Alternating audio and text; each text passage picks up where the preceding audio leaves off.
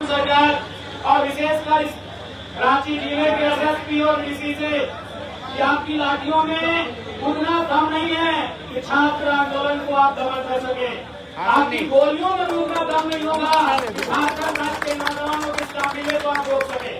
और मैं मुख्यमंत्री महोदय से स्पष्ट कहूंगा कि या तो आप छात्रों की बात माने, या तो आप पेपर लीक पर कार्रवाई करें, या तो आप सीटों को बेचने वालों को सजा सुनाएं, या तो सरकारी स्कूलें बंद कर दें,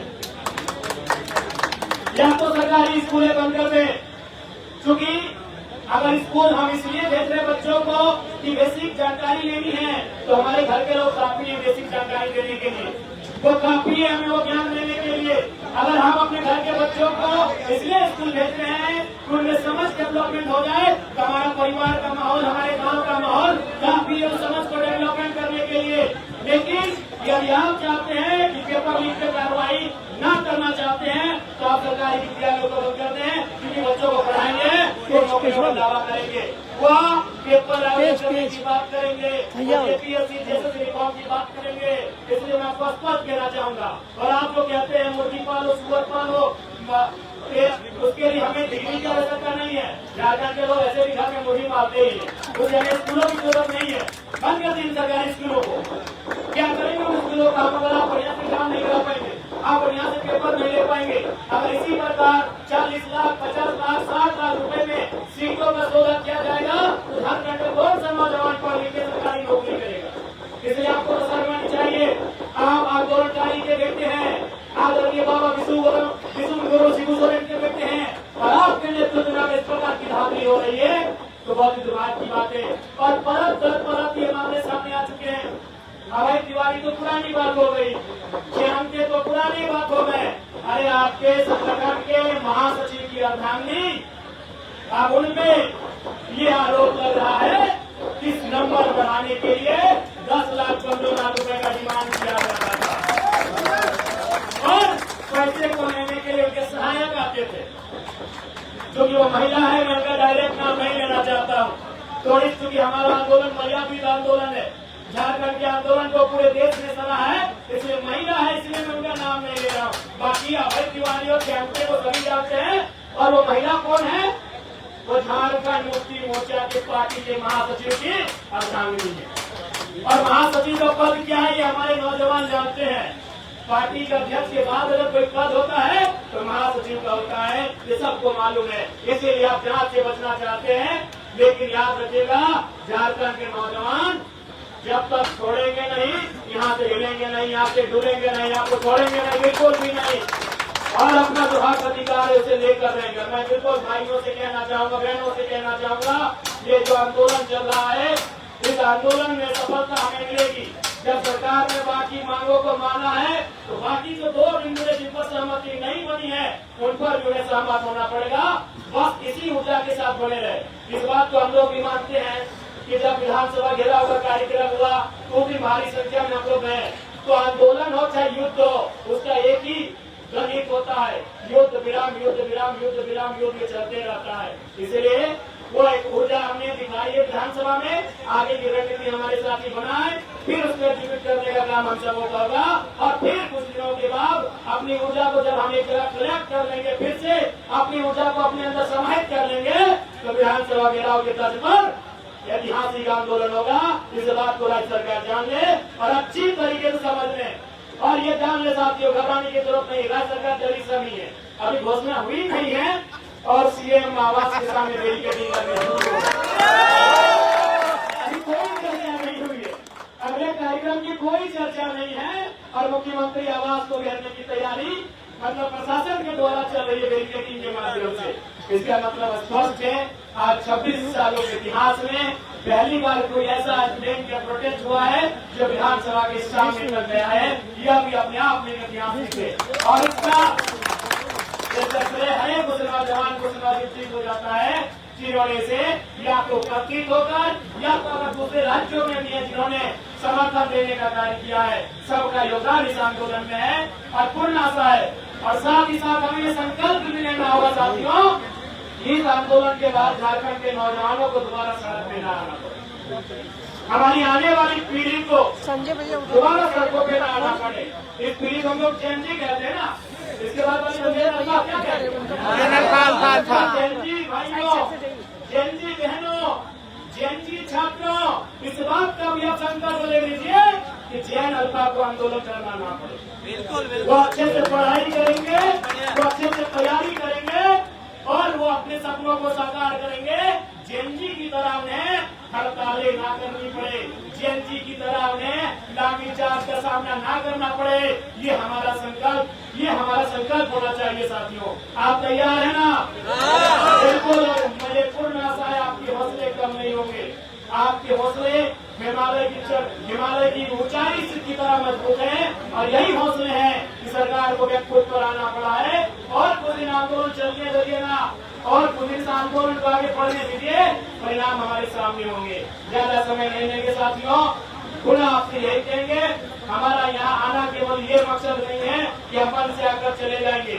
हम ये चाहते हैं आप लोग रणनीति बनाएं और उस रणनीति में समन्वय स्थापित करें और घोषणा करें। आपने तो देखा ही है कि आपके इस रणनीति में मेरा पहला खुला समर्थन रहता है और आगे भी मेरा खुला समर्थन रहेगा। कोई बिना शर्त के मेरा समर्थन रहेगा, क्योंकि मैं आपके बीच से आता हूँ। मैं आपके बीच से आता हूँ और झारखंड के इतिहास का पहला विधायक हूँ जो आज के समय में विद्यार्थी है। सितंबर में मेरा कोर्स कंप्लीट होगा। इसलिए मैं जानता हूँ, मैं जो दर्द आप देख रहे हैं मैं भी उस दर्द को जानता हूँ। मैं आपसे अलग नहीं हूँ, आपसे भिन्न नहीं हूँ, लेकिन चूंकि मैं उस अंग का हिस्सा हूँ, आलोचनाएं मेरी भी होंगी, उनका मैं स्वागत करता हूँ। उस दिन भी मैं जब आंदोलन में गया तो कुछ साथियों ने आलोचनाएं की, मैं उसका भी स्वागत करता हूँ। हालांकि नहीं होना चाहिए क्योंकि हम सरकार में नहीं है, हमारे इकलौते विधायक हैं, लेकिन फिर भी उस अंग के सदस्य हैं, उस नाते आपकी नाराजगी को भी हम लोग स्वीकार करते हैं। लेकिन याद रखिएगा, पहला विधायक है जो केवल सड़कों में हो चाहे सदन में हो, अनशन में भी हमने बैठने का काम किया। कि अगर हम एक विधायक नहीं होते, अगर मेरा संगठन पुराना संगठन होता तो आपकी तरह हम 10-15 दिन भूख हड़ताल में बैठने को तैयार होते। लेकिन हमारे पास बाकी विधानसभा की भी समस्याएं आती हैं, अस्पताल की समस्याएं हैं, एडमिशन की समस्याएं हैं, थाना ब्लॉक की समस्याएं हैं, डीडीओ की समस्याएं, डीएमओ की समस्याएं, डीसीएसपी की समस्याएं हैं और रोज सैकड़ों में समस्याएं आती हैं। लेकिन फिर भी समय समय पर आपके बीच हमारा हड़ताल भी होगा, हमारा अनशन भी होगा और जब तक ये आंदोलन मुकम्मल नहीं होगा आपके साथ खड़े हैं, अडिग होकर खड़े हैं, हिमालय की तरह खड़े हैं आपके साथ। धन्यवाद साथियों, आप अपने हौसले को बरकरार रखेंगे। छात्र एकता जिंदाबाद। सभी क्रांतिकारी छात्रों को फूल जोहार, फूल जोहार।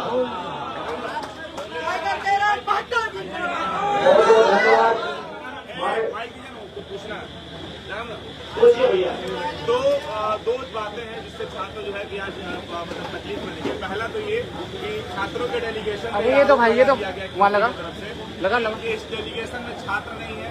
और दूसरा एक और मंत्री है, उन्होंने ये कह दिया कि छात्रों के ऊपर लाठीचार्ज नहीं हुई है। देखिए, दोनों ही मंत्री अपनी सरकार का बचाव कर रहे हैं, अनुमान ऐसा ही होता है, लेकिन असली राजनेता वही है। अगर उसने गलती किया है उसे स्वीकार करना, गलती करने से स्वीकार करना, माफी मांगना, उसके कद को ऊंचा करना। जो पेड़ जितना झुकता है वो उतना फलदार होता है। लेकिन दुर्भाग्य हमारे राज्य के मंत्री अगर ऐसा कह रहे हैं कि इस राज्य के लोकतांत्रिक व्यवस्था पर दुर्भाग्यपूर्ण और सवालिया निशान खड़े करते। लाठीचार्ज भी हुआ है, 100% हुआ है, और जो छात्रों का डेलीगेट था वो छात्रों का ही डेलीगेट था। अब एक बात बताइए, छात्रों की आयु 25 साल है, किसी की आयु 30 साल है, तो जाहिर सी बात है किन्हीं का संबंध कभी किसी राजनेता से तस्वीर होगी, इसमें क्या आपत्ति है। वो कभी खेलने गया होगा, फाइनल में प्राइज लेते समय तस्वीर होगी, वो किसी ज्ञापन को लेकर गया होगा, किसी नेता से तस्वीर होगी, इसमें किंतु परंतु सवाल क्यों? क्या छात्र का किसी नेता से तस्वीर होना ये गुनाह है? क्यों गुनाह है भाई, ये सवाल क्यों? मैंने तो कहा कि आप देखिए उनके हाथ में एडमिट कार्ड है कि नहीं, आप जांचिए कि जो परीक्षाएं कदाचार की श्रेणी में आए हैं उन परीक्षाओं में बैठे हैं कि नहीं बैठे हैं, सारी चीजें सामने आ जाएंगी। इसलिए उन्हें इस बात में मैं बहुत अफसोस के साथ कह रहा हूँ कि हमारे मंत्री ऐसा बयान दे सकते हैं। बिल्कुल ये गलत बात है, ये मूल रूप से छात्रों का आंदोलन। मैंने उस दिन भी कहा था, मैंने उस दिन एक पत्रकार के तीसरे सवाल पर मैंने कहा था कि यदि कुछ लोग ऐसे हैं जिन्होंने कुछ अप्रिय घटना अंजाम देने का प्रयास किया था तो छात्रों ने वो करेगा। हमारे छात्रों की सुचिता देखिए, हमारे छात्रों की, नौजवानों की सूझबूझ को देखिए कि अगर कोई गलत एक्टिविटी कर रहा तो खुद उसे आंदोलन से बाहर करे। भाई तुम निकलो यहाँ से, तुम निकलो यहाँ से, तुम्हारे हाथ में चप्पल है, तुम गलत करो, निकलो यहाँ से, तुम्हारे हाथ में ढेला दिख रहा है, तुम निकलो यहाँ से, तुम प्रशासन की गाड़ी को खौंप रहे हो, ये गलत काम, तुम निकलो यहाँ से। ये स्वयं हमारे छात्र उसको चिन्हित कर रहे थे और बाहर कर रहे थे। और अगर कुछ लोग थे वो 2 बजे 4 बजे तक ही थे और ये जगन्नाथ मंदिर तक ही थे, लेकिन विधानसभा के आसपास जो गए थे वो छात्र ही थे और छात्रों का जमावड़ा ही था। क्योंकि अब विधानसभा घेराव का मतलब क्या था? जगन्नाथ मंदिर में क्यों बैठे? विधानसभा को घेर कर बैठे, विधानसभा को घेर कर बैठे। भाई विधानसभा के प्रति छात्रों के आशाएं हैं, उम्मीदें हैं, जहाँ से राज्य के नियम कानून संचालित होते हैं, तो वहाँ हम घेर कर बैठेंगे। और हमारा छात्रों का मकसद तो ये था कि हम साथ विधायक मंत्रियों को भी वहाँ घेर ले मतलब उनको नुकसान ना करें। हम तब तक उनको घेर के रखें जब तक कि ये मांग हमारी पूरी ना हो। वो बाहर ही नहीं रहेंगे विधानसभा, आप वहीं रहे वहीं खाएं और विधानसभा तब तक चले जब तक इन बातों पे चर्चा न हो जाए, जब तक झारखंड राज्य में परीक्षाओं को कदाचार मुक्त करने के लिए पॉलिसी न बन जाए, जब तक उस पर कानूनी कार्रवाई करने के लिए पॉलिसी न बन जाए। तो ये मकसद था, इसलिए लोग भ्रम फैला रहे। अरे भाई ये शांतिपूर्ण तरीके से गए थे, न हाथों में किसी प्रकार में कोई सामान था, हथियार था, न एक माचिस की तिल्ली थी। विधानसभा घेराव का मतलब मैं आज स्पष्ट कहना चाहूंगा कि विधानसभा को घेर कर बैठना और किसी विधायक मंत्री को, बकायदा मुख्यमंत्री को भी बाहर नहीं आने देंगे। आप अंदर रहिए, आप 1 महीना अंदर रहेंगे, हम विधानसभा को 1 महीना घेर कर रहेंगे। आप 2 महीना अंदर रहेंगे, हम यहाँ 2 महीना रहेंगे। एक तरफ तो हमारा सत्याग्रह था, वह सत्याग्रह वो विधानसभा घेर कर उसी स्थल को सत्याग्रह था। लेकिन लोगों ने, खासकर सत्ता पक्ष के लोगों ने उसे भ्रम फैलाया है। कोई भ्रम की बात नहीं। हमारा मकसद ये था कि विधायकों को, मंत्रियों को, वहाँ समस्त 81 लोगों को घेर कर रखें कि आप पॉलिसी बनाकर बाहर निकले, आप हमारी मांगों को पूरा करके बाहर निकले। यही तो मकसद था। आज हम चाहते हैं मुख्यमंत्री आवास घेराव कर। इसका मतलब क्या है?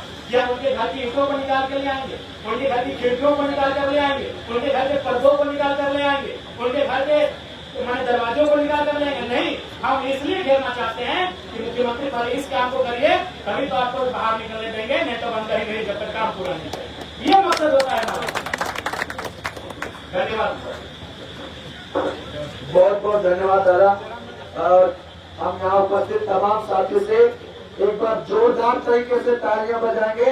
दादा ने हम लोग के लिए दिवसीय अवसर पर रखे थे, इसके लिए दादा को बहुत बहुत धन्यवाद देता हूँ। दादा ने सत्र में हम तमाम छात्रों के आवाज को बिल्कुल प्रखर और बुलंद तरीके से रखे, इसके लिए भी आप तमाम साथी ताली से दादा का स्वागत करेंगे। हम आप चाहेंगे कि हमारे बीच मनोज दा है, वो भी हम लोग को रखेंगे। बहुत बहुत धन्यवाद।